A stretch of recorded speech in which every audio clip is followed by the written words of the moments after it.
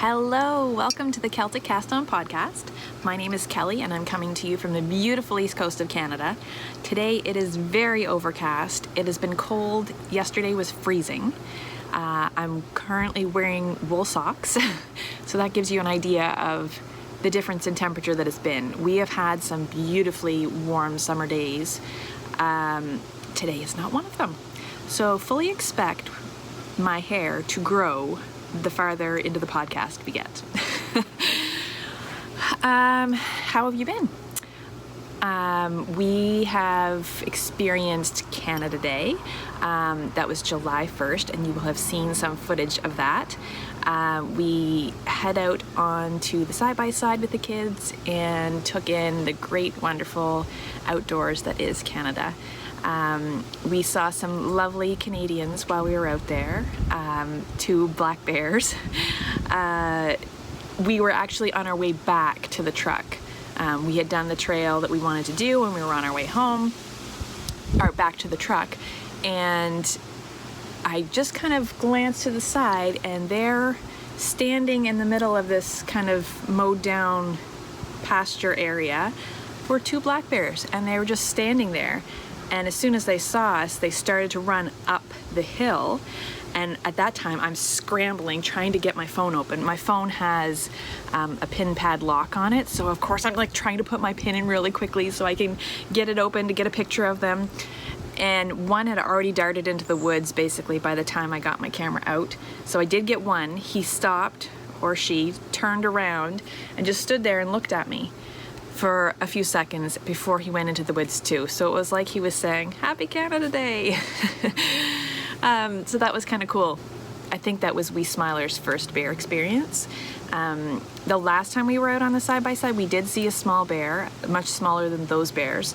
But he was sleeping at the time and we didn't stick around because it was such a small bear. We didn't want there to be a mama bear in the mix as well, because that's when it could get pretty dangerous. So yeah, that was a fun day for us. So that was July 1st, it's Canada Day. On July 2nd, I don't know if you can see here, it's kind of turned in the wind. July 2nd, I woke up and before I'd even had breakfast, I was on a Zoom call and I was becoming a Canadian citizen. So 26 years of living in Canada, I finally became a Canadian on July 2nd. So we couldn't do the in-person ceremony. Usually there are quite a few people that go to these ceremonies and they all do like a mass ceremony. We couldn't do that because of COVID, so I had a Zoom call with a judge from Halifax and also one of the citizenship and immigration people from Halifax as well. So they were on in 2 separate places. I said my oath and I became Canadian, and just this past week I received my certificate in the mail, so I am 100% official. That was an exciting day. Just before the lockdown, I actually took the test. You have to go and take a written test. It was, let me see, it was the week. I went on the Wednesday, I think, to take the test, and by Friday, schools had shut down. So it was within a couple of days. So I took the test. It was a multiple choice test, and I got everything right, thankfully, because I've been living here for 26 years. That being said, though, the test is not about... I bet you people that are actually living here in Canada would have a hard time passing it without studying for it, because I did have to study. It's a lot of historical stuff and some things that you wouldn't even think of. So yes, I passed my test, and then the week after that, like we were all shut down the next week, they sent an email and said that everything had been stopped for now. So I was like, oh man, I'm never gonna get this, because it takes a good year. It was over a year for me before you first apply until you become Canadian. So yeah, I think I'm going to put the sunscreen out, because I'm doing a lot of this. So yeah, basically it's a year or more by the time you apply until you become Canadian. So it's definitely a long process. So when I found out that everything had been suspended for now, I thought, oh gosh, it's gonna be another 6 months or something until I actually become Canadian. And then I got a call. We had to go back to work in May, end of May. And I got a call at work and they said, can you be available for a Zoom call at 8:15 in the morning? So absolutely, I will be there. And Bob's your uncle, I'm Canadian. So yes, 26 years I've been here, so it was a long time coming. So that's, I think, the life chatter. Let's get on to what I've been up to. I'm gonna show you some whips that I've been working on. So let me show you what I've been working on. I changed my bags all out yesterday, so I don't even know what's in this one. So we'll see what's in it and then go from there. This is my Eldenwood craft bag.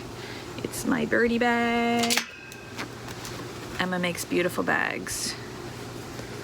I don't think some of them have a label of her shop in there, but this one doesn't have it. Okay, so in this bag is a new cast on that you have not seen before. This is the Yacardi cardigan by Nadia Chrétien-Lechen. I think I'm saying that right. This is a baby knit. I should say a 1-year-old knit. When I lived in Ireland, I had 2 neighbors that I played with quite a bit. And one lived right beside me and one lived the next house down. So that one was a girl and she and I played together all the time. Our parents have kind of kept in touch and she got married, I think, last year or the year before. She lives in Scotland now. And this year she had a little baby. So I actually had caught up with her on Facebook recently, and when I found out she had a baby, I knew I had to knit her a few things. So this is what I'm knitting her, and I'll put the picture in here so you can see what it looks like. I'm gonna knit the 1-year-old size. She's about 6 months right now, the baby. So I want it to fit kind of in the fall, winter. So I'm hoping that the 1-year-old will be good. So I'm using Classic Elite yarns in Telluride. This is made in Peru. It's 82% superfine alpaca, 12% linen, and 6% Donegal. This is super duper soft, and I almost want to keep it for myself for something, but I only have 4 balls of it, which is I have 800, almost 800 yards. But I am going to knit a baby sweater with this. So the Yacardi cardigan, I haven't got very much done on it because I just cast it on last night. But this is as far as I have got. Let me see if that's the right side. This is the right side here. So it's knit from the top down. So if I was to wear this cardigan, it would look like this. So just around your neck. So I'm doing the increases here and the increases at the backs. And where the gusset is, it's a really cute little pattern. If I show you up close, can you see that? It looks like an arrow. I think that's a really cute little detail. So the rest of it is garter stitch. And then you have these little arrows for the decreases, or the increases, sorry. So I think it's gonna be super cute in this. It's super soft already. I think it's gonna make a really cute little cardigan. So that is my first whip. And I'm hoping to get that done fairly soon because I have a couple of other things that I'm gonna send to her as well. So that's the first one. The next one is in my Birch Grove bag. This is by Christina, and she makes these gorgeous drawstring bags. I have another one as well because I just couldn't resist. I would have them all if I had the money for them, but I just can't buy them all. But I love this beautiful bag. It makes me happy. And the little, you see the little cabin in the woods? Where is it? Right here. Makes me think of our adventures. All right, so this is a whip that if you've been watching for a while, you will have seen down the road. I haven't pulled it out for a while, so this is another thing that I want to get finished. So I pulled it out, and it is the Wife Up cardigan by Sari Nordland. Now this is part of the Foundations collection by the Fiber Company. And I loved this sweater as soon as I saw it. So I had both sleeves finished. So let me show you. There's one with dog hair. Here's the other one. So 2 sleeves, and I have cast on for the body. This is what I have been procrastinating on. I don't know why. But yeah, I've got the ribbing done. This is on a really small needle. I ordered, I have been using the ChowGoo Twists interchangeable set, the little mini set, and I ordered some longer cables to go with those needles because I really like the tips. So I'm hoping to get those cables this week so I can put this on a bigger cable and knit properly on it. But it's a 1x1 twisted rib with yarn in the way. And this is pulled out from another sweater that I had. I had knit the Manu cardigan by Kate Davies in it, and I just wasn't loving the pockets anymore. I wasn't wearing it anymore. It had shorter sleeves, and I always have to wear long sleeves because I'm always cold. So I frogged it, and I'm re-knitting it up into this sweater, which I will hopefully wear some more. So this is, I'm drawing a blank, Rowan felted tweed. You can kind of see all the tweedy goodness in there.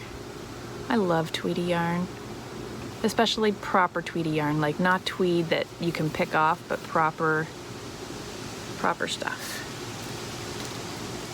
So that is my second work in progress, and once I get those larger cables, I should be able to fly. The whole body right up to the armpits is just plain knitting, which for me is fun. And then there's detail around the yoke. So I have the sleeves done, I just need to knit the body, add the yoke, and then I'm finished. So that's a sweater I'm hoping to get done relatively soon. So I think once my cables come, that will be my main knit. And it will be good for if we're going away somewhere to take on a drive, because it's just plain knitting and I won't have to worry about it. I just need to go round and round. So that's my second whip. I have one more whip to show you that I'm currently working on. I have other whips, but ones that I'm actively working on. This is also an Eldenwood craft bag. This is my Robin bag.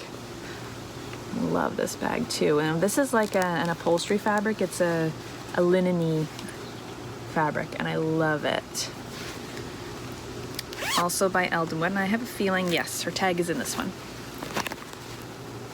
Emma at Eldenwood Craft. Go check her out. Her bags are beautiful. This project is a first for me. I'll show you.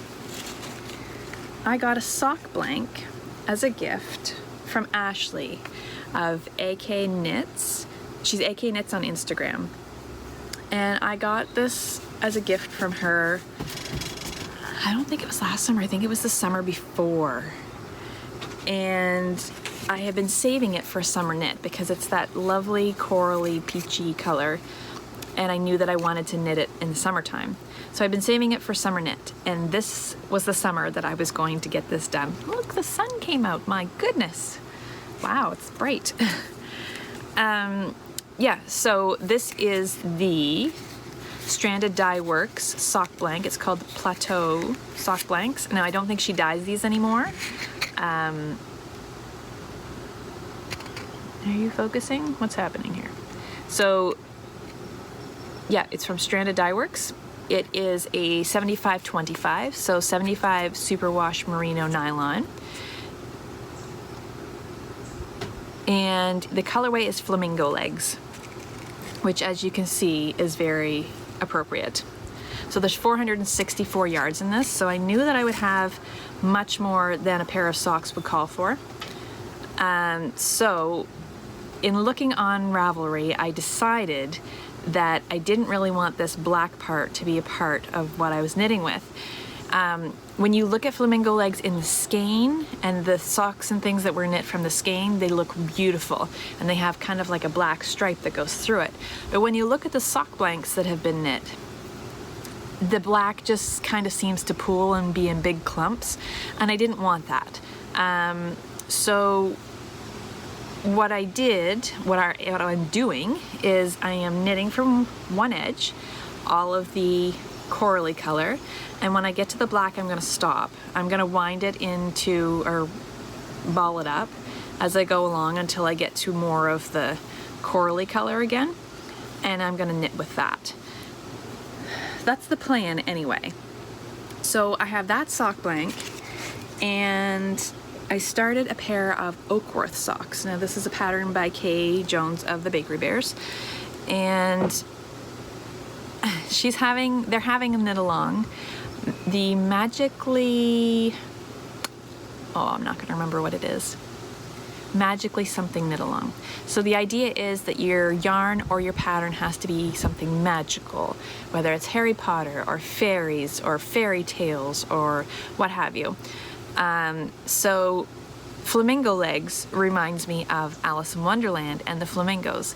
If you'll remember in Alice in Wonderland, she plays croquet and she uses the flamingos as her stick that she uses to hit the ball. So I thought I would do stripes so that the stripes look like Alice in Wonderland's stockings or tights, and then the flamingo color would be the flamingo legs. So I started off and I had this gray top to them. Now this is opal. It's a giant skein. It's a 100-gram skein of opal 4-ply. Colorway 5193. I love this color, and I can see this working for a lot of my socks. So I started with that, and then I started to do 4 rows of flamingo legs and 4 rows of the gray. And I was like, I'm not quite sure this gray is right. So then I ripped back and I started 4 rows of flamingo legs, 4 rows of black. I thought, not sure this is right. So I did 4 rows of flamingo legs, 2 rows of black. And I said, you know what? I am not into this striping. So I picked a completely different pattern and I started the Oakworth socks. This is a pretty plain pattern, and I wanted something that would make the yarn shine, but I really needed to take out those black bits so that it didn't just look like a muddled kind of mess. So the Oakworth socks are plain knitting except for these little bands that run down either side of garter stitch. And then when you turn to the back, there's 1 row down the middle of garter stitch as well. So I have got to the gusset decreases, and it's all working out pretty well, except I forgot to do my heel in gray. I wanted to do heels, toes, and cuffs in the gray to offset it and to not use as much as this color. I was already done the heel flap when I realized I hadn't used the gray, and I was not ripping these socks back again because I'd already ripped them back like 4 times. So we're going with the flamingo legs heel, and I'm just gonna do the gray toes, and hopefully they will look okay. And hopefully I can get through all of my flamingo legs yarn without using too much of the black. We shall see. But that's what I'm working on. They're working up really fast once I started not to rip them. So yeah, the Oakworth socks by Kay Jones. And that's my other whip. So I have a sock, a sweater, and a baby knit on the go. That seems like a decent amount. I'd like to get these socks done sooner rather than later. And then I'll have the and the baby sweater. I want to get it finished fairly quickly too. And then I'll just have my sweater and I'll be able to cast on another pair of socks. I think I need a drink of tea after that.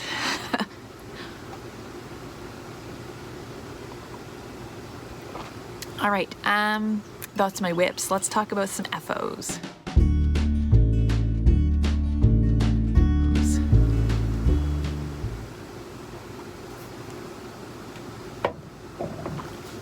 All right, If you watched the last podcast, you will know I had a massive whip on the go that I was doing nothing until I got it complete. Well, I'm here to tell you I got it complete.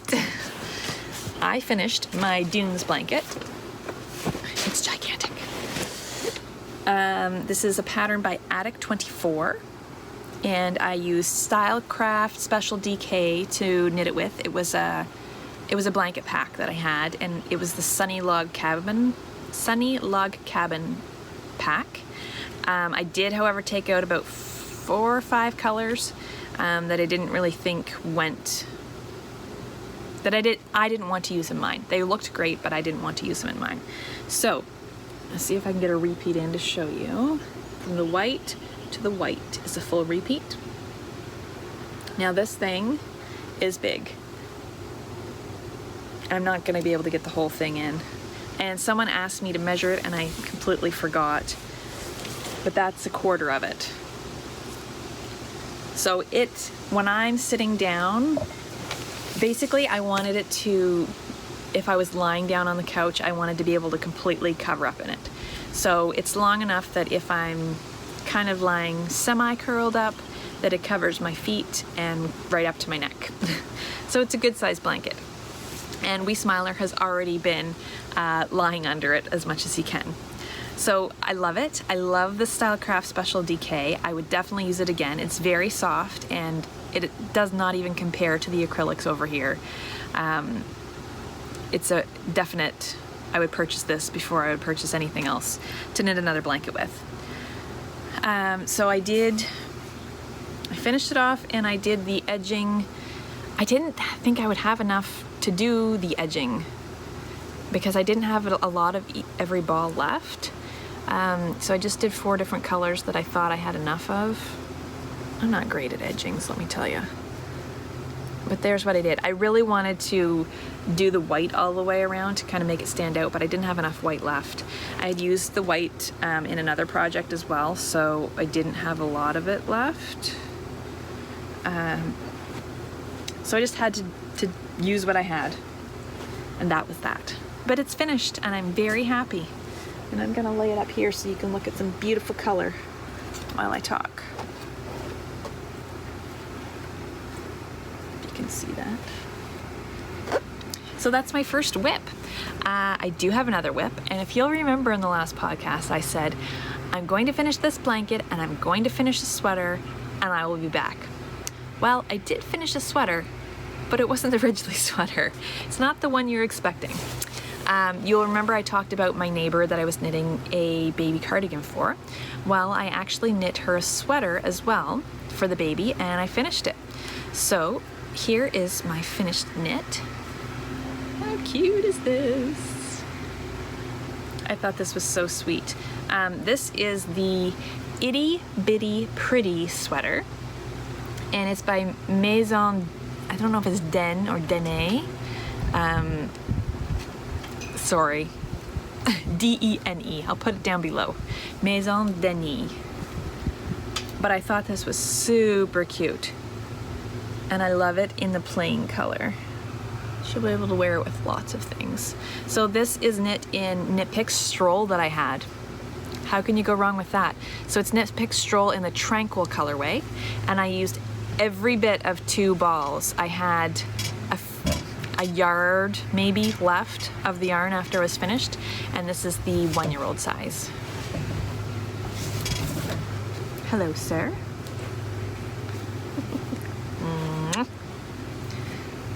So yes, the Itty Bitty Pretty sweater. I would knit another one of these, and I would knit another one in Stroll Tweed too. It's very soft after it's blocked, and I think it shows the pattern really well. Very cute. So that's the Itty Bitty Pretty sweater. And I have one more finished object for you. And it is a pair of socks that I talked about on the last podcast. Look, my hair's getting bigger. But I didn't get to show you because I forgot to bring them with me. These are the crunkled socks by Kay Jones of the Bakery Bears. And you'll remember I finished a crunkled pair of socks last podcast, but I told you I wanted to see how it looked in self-striping. So this is my self-striping version. This is Knit Picks Felici in the Jelly Bean colorway, and I have to say, these are pretty matchy-matchy. They are pretty much spot on, except for that toe. I don't know what happened, because look, the heels look good, the gusset looks the same, and something happened with those toes that one looks a little bit more of the dark pink. That's okay. No one's gonna be bothered about seeing my toe. But it's pretty cool that they ended up being matchy-matchy. I've talked about this pattern before. It is potato chip knitting, and this will not be my last pair of crunkled. I am gonna take a break from the crunkled pattern for a bit, because I just did 2 in a row. I have some other patterns that I'd like to knit up, but I love how this pattern works with plain yarn, with speckled yarn, with striping yarn, with tonal yarn, even with a variegated, you would be able to see the pattern as well. I just think it's a really great pattern. So those are my crunkled socks. Beautiful. I'm very happy with them. And yeah, this pattern, it's very easy to memorize. I don't memorize patterns very well at all. Even if it's only a 4-row repeat, I usually still have it written down. But this pattern is super easy to memorize. After the first 2 repeats, you won't even have to think about it again. Very nice pattern. Love them. So those are my crunkled socks. What else do I have to tell you about? Last week, maybe the week before, my husband and I went off for the day and the night on our bike. We have a motorbike, and we decided to take a little trip up north, and I wanted to share some of it with you. So on our way up there, we visited the Covered Bridge Chip Factory. We had gone by there before with the kids, and I had always wanted to go in because you can take tours of it, but it wasn't open when we were coming back with the kids. So when we were on the bike tour, I said, oh, we need to check to see if the chip factory is open. So it was open, and we went in for a little tour, and unbeknownst to us, his cousin actually works there. I was standing, and it's kind of a self-guided tour, so there are windows all the way around, and you'll see that because I'm going to show you some footage in a bit. You can see them all working in there, kind of stirring the chips, and a guy walked by the window, and I just kind of got his side profile, and I said, and I looked at my husband, and I just said, that kind of looked like your cousin. And as soon as I said that, he turned around. He wouldn't have heard me because it's really loud in there. He turned around, and he was like, and he couldn't believe that we were standing on the other side. And I said, it is your cousin. So he came out to talk to us for a bit. Pretty interesting how they make chips and the history of them. At the very, I'll include some pictures of the history. And I did not know that Tato, which is the chip crisp company in the UK, was the first company to bring about flavors for chips. They used to just be plain. And the first flavors, other than the ready salted, where you get the little package of salt that you sprinkle on them, other than that, Tato was the first to bring out 2 flavors. And the first flavors ever made were salt and vinegar and cheese and onion. Who knew? I had no idea cheese and onion was one of the original flavors. When my parents go home to Ireland, they always bring back cheese and onion crisps, and they're our favorite. You can't get them over here, but yeah, it's a treat for us. So at the very end, you get a little bag of chips, and they have all the flavors that they have lined up, and you can choose your own flavor to kind of salt your chips. Now the chips, I don't know, they're flavored obviously while they're hot and while they're in oil to keep it all on top of them, but our chips were not hot when we got them, and sprinkling this seasoning on, it kind of just fell to the bottom a little bit, so I had to put a lot on. So I went safe with salt and vinegar, and then I saw the Atlantic lobster flavor. Now, I have never tasted lobster because when I first moved here, my uncle took us to watch them cook lobster, which he thought, oh, they'll love it. Well, it scared the liver out of me because you put them in and it sounds like they're screaming with all the air coming out of their shells. Well, I never wanted to eat lobster again. So I have never eaten lobster in my 26 years here. Maybe I will someday, but I was curious as to what the lobster flavor tasted like. So I put some on and I ended up buying a bag before we came home. It was really good. It was kind of like a meaty flavor. It wasn't a fishy taste, but it was good. So yeah, Atlantic lobster, covered bridge chips, if you haven't tried them, they're very good. And I haven't actually seen that flavor around here. It was just up north. So I don't know. So we went to the chip factory, that's in Heartland. Heartland is also home to the longest covered bridge, which we had visited with the kids before, but we drove through it on the bike and it was really neat to drive through it and be able to videotape just sitting on a bike going through, get a whole new experience. And we also went to Grand Falls. Now, Grand Falls is famous for their waterfall, not waterfall, it's kind of similar to a small Niagara Falls, and it flows,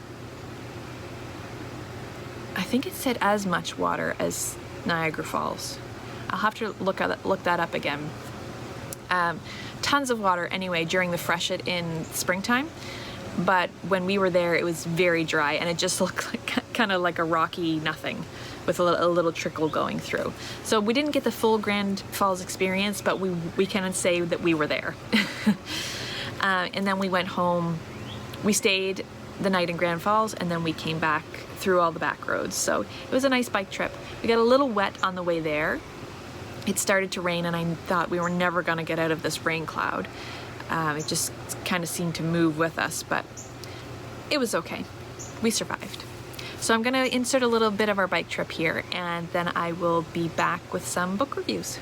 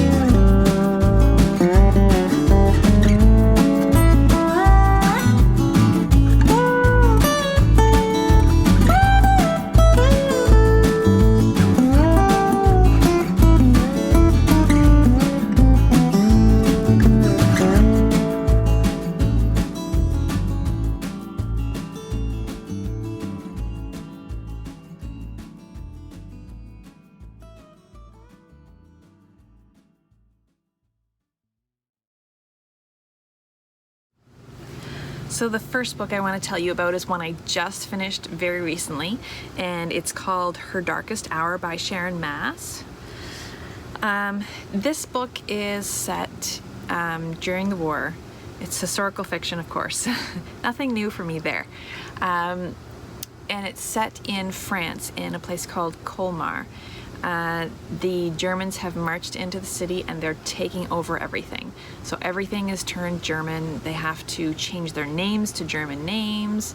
They have to be all approved in this little book of approved names. They have to speak German. Everything is turned German.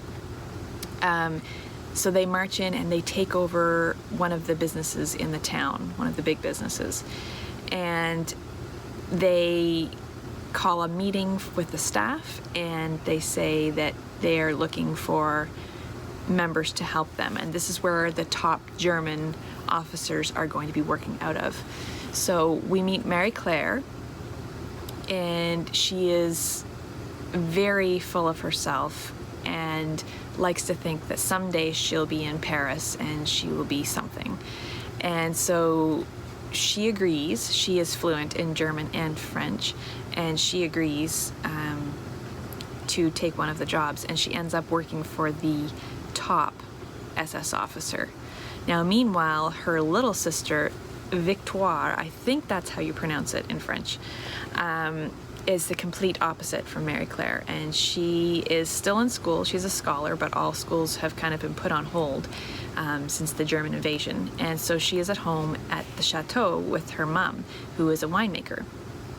And the story, I won't get into any more of it, but it goes on to show that even though they're completely different, that in the end, at the end of the day, they are sisters and they will do whatever they have to do to survive.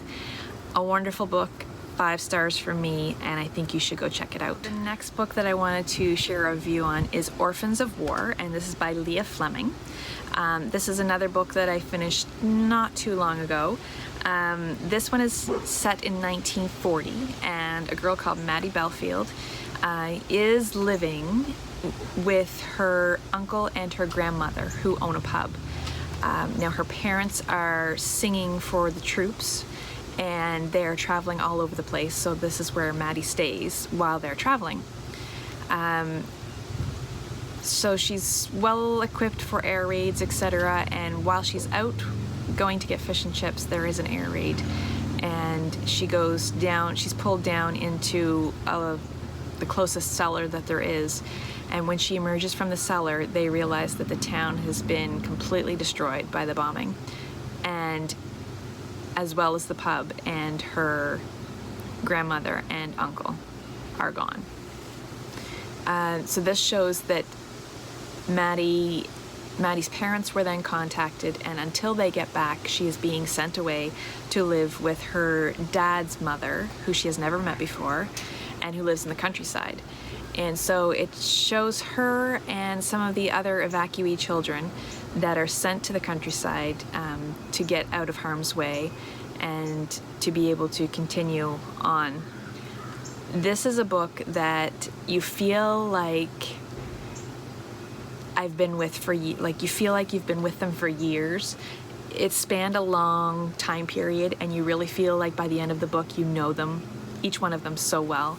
There were really well-loved characters, and characters you won't forget. I really loved this one, and another 5-star review for that one from me, so go check it out. So the last one I'm going to tell you about today is Paris Never Leaves You by Ellen Feldman. This is also set during the war in Paris, France this time.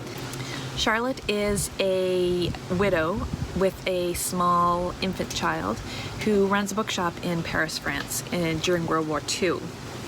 Now she's doing everything she can to survive right now. Everything is scarce: food, medication.